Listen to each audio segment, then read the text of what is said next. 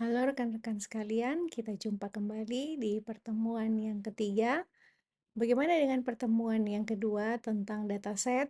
Saya berharap bahwa kalian sudah memahami apa itu dataset, kemudian bagaimana mempersiapkan dataset sehingga menjadi data yang baik, sehingga ketika dianalisis itu mampu menghasilkan informasi yang berkualitas pula.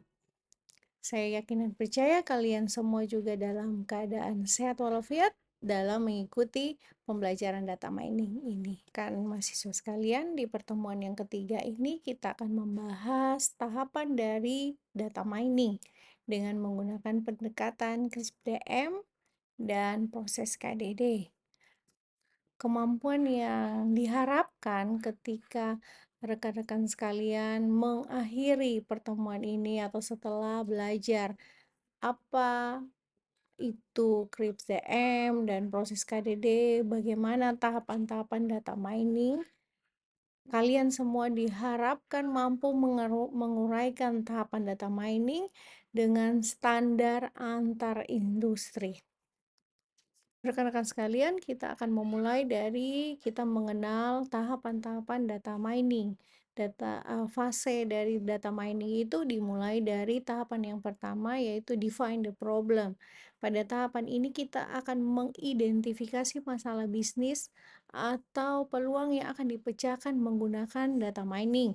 Misalnya saya ambil contoh, sebuah perusahaan akan melihat eh, pola penjualan pada beberapa cabang dengan tujuan untuk nantinya dia akan menentukan strategi-strategi apa yang harus dia lakukan untuk menaikkan penjualannya. Sehingga di tahapan yang pertama dia harus menemukan permasalahan atau peluang yang bisa dipecahkan dengan menggunakan data mining. Nah, ini berhubungan dengan fase yang kedua, yaitu identify required data.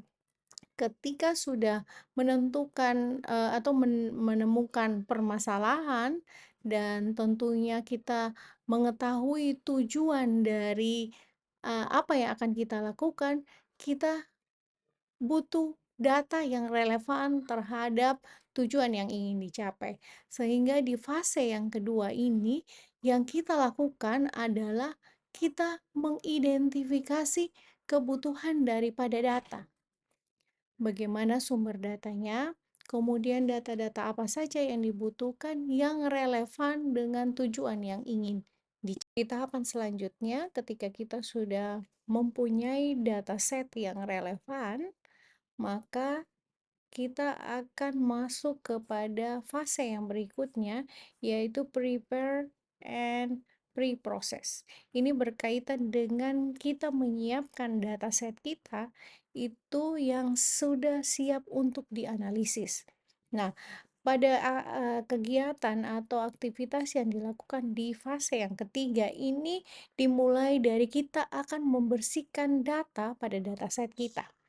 Kita akan clean data, kemudian kita akan selection data, kita akan memilih data-data apa saja yang akan kita gunakan untuk dianalisis sesuai dengan tujuan akhir yang ingin dicapai.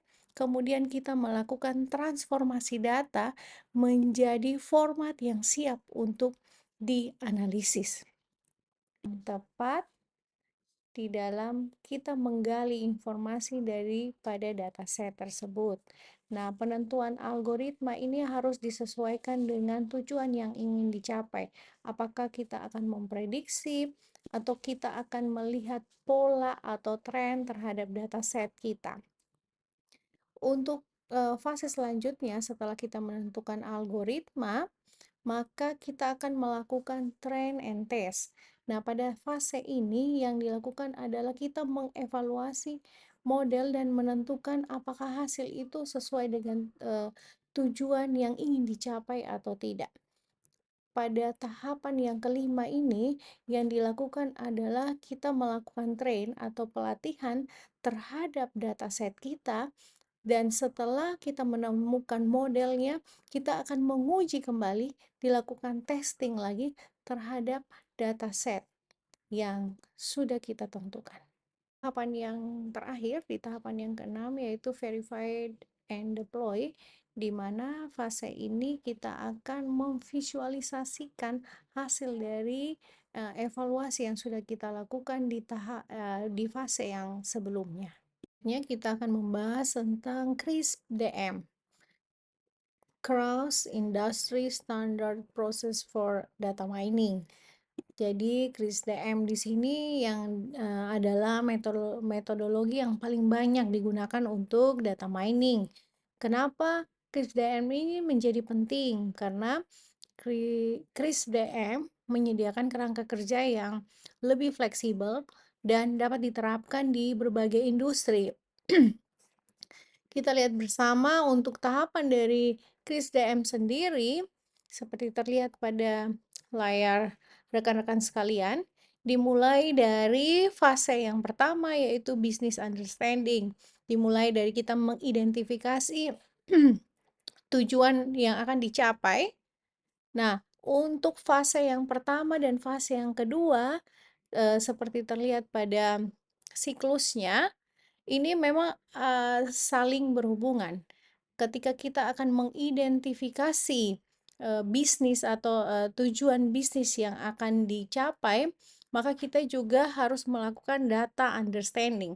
Jadi ini dua-dua fase ini saling saling berhubungan sehingga kedua aktivitas itu bisa dilakukan secara bersamaan. Kemudian dilanjutkan dengan ketika sudah didapatkan data dan dari berbagai sumber data yang diinginkan, maka dilanjutkan dengan data preparation. Data preparation ini di mana pada tahapan data mining sebelumnya kita sudah memahami bahwa di sini kegiatan yang dilakukan adalah kita membersihkan, melakukan pembersihan, seleksi terhadap data set yang kita gunakan. Kemudian selanjutnya di fase yang selanjutnya untuk CRISP-DM itu modeling. Ini di sini tahapan yang sama, kita akan menentukan algoritma yang tepat. Algoritma yang tepat untuk kita akan melakukan data mining. Selanjutnya kita akan melakukan evaluasi. Di evaluasi sama seperti sebelumnya, kita akan melakukan pelatihan, train and test, pelatihan dan pengujian. Evaluasi di sini, evaluasi terhadap model yang sudah kita tentukan, itu berhubungan erat dengan business understanding tadi. Sehingga nanti ketika pada sampai di fase yang terakhir, deployment, itu kita bisa menginterpretasi hasilnya itu dengan baik dan benar sesuai dengan tujuan pada fase business understanding tadi. Selanjutnya kita akan bicara tentang KDD, Knowledge Discovery in Databases. Suatu pendekatan yang lain di dalam data mining atau metodologi yang bisa digunakan selain CRISP-DM tadi. KDD atau Knowledge Discovery in Databases ini adalah proses multitap yang bertujuan untuk menemukan pengetahuan yang baru dengan data yang bersumber dari lebih dari satu database. Dalam tahapan proses KDD, terlihat bahwa data mining itu merupakan bagian dari serangkaian tahapan pada proses KDD. Database sebagai sumber data itu kemudian akan diseleksi berdasarkan data yang akan digunakan untuk dianalisis, kemudian dilakukan pre-processing.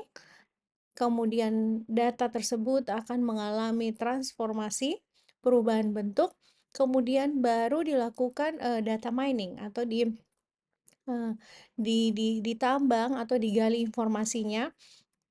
Kemudian selanjutnya dilakukan evaluasi atau proses interpretasi dari hasil yang sudah kita dapatkan. Sekarang kita akan membandingkan metodologi yang pertama yaitu CRISP-DM dan KDD, Knowledge Discovery in Databases. Apa yang menjadi persamaan kedua metodologi ini dan apa yang menjadi perbedaan kedua metodologi ini? Yang menjadi persamaan adalah kedua metodologi ini merupakan metodologi yang terstruktur untuk proses memining data.